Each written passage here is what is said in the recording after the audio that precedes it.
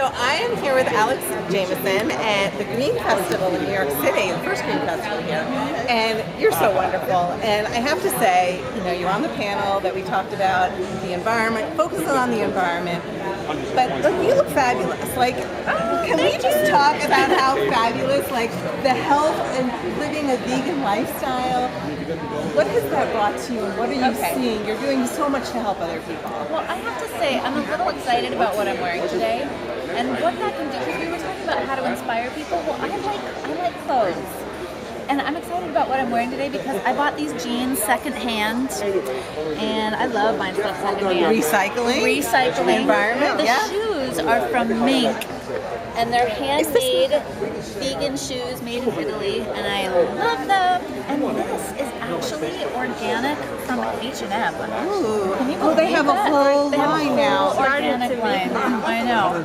So I'm kind of digging the options that are out there. It's not just hemp has come a long way. All right. When I was a kid, organic cotton and hemp, it was scratchy and misshapen, and did not want to wear it. But now it's fun. And the orthotic looking shoes. Right. Now it's not just carob and hemp anymore, kids. It's all kinds of fun. You're looking fabulous. Great, setting a great example. So Alex, tell me about some of the work you're doing. And you mentioned kids. That you're doing some projects with them, and you're a mom, and you're always talking about your son and raising your son, and I think it's such a challenge for parents to figure out how to educate their kids. What's a tip that you could give for parents to, how to help them educate their kids so they'll grow up being more conscientious, or just getting in touch with the earth and eating healthier, being more, making good choices. Well, listen, there's not just one tip. I have to say, there's not just one way to do it. What I think parents are going to have the most success with is if you practice what you preach and you do it at home every single day. I offer my kid green smoothies almost every day. He does not always eat them, but most of the time he does. But I also have taken this education to his school. I joined the wellness committee on the PTA. I work more than full time, but I take the time to go down there, go to the meetings. I'm helping to set up some a cardio carnival. I go into his kindergarten class and I do these cooking demos.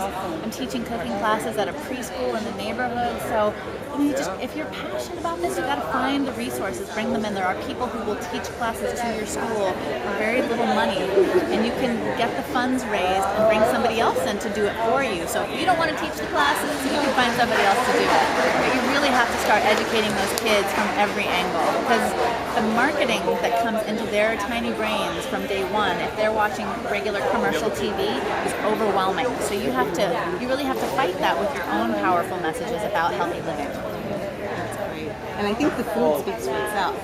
And when you start to, I was talking the other day, I think it was Kathy Preston on one of the morning shows, she was talking about crowding things out. If you start to eat all this great food and it tastes good and it's healthy for you, there's not room in your stomach, in your life, to start to consume all the bad stuff. Right. Well, listen, last night, my kid and I, we love to do pizza and movie night. And we do pizza and movie night on a Friday, almost every Friday, but I can order in a gluten-free vegan pizza in my neighborhood, which is awesome.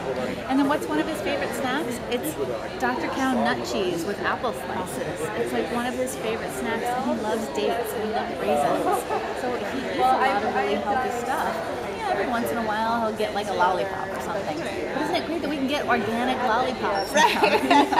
There's so many good options out there that kids will enjoy. Yeah. So people just need to look out and start to educate themselves and take some steps. Absolutely. Thank you, Alex. Let me ask before we end, what's next on your agenda? What kinds of projects do you have coming up? So I'm working with more individual clients. I'm doing more group programs. People can find me at deliciousvitality.com, and I'm now writing for Huffington Post as well.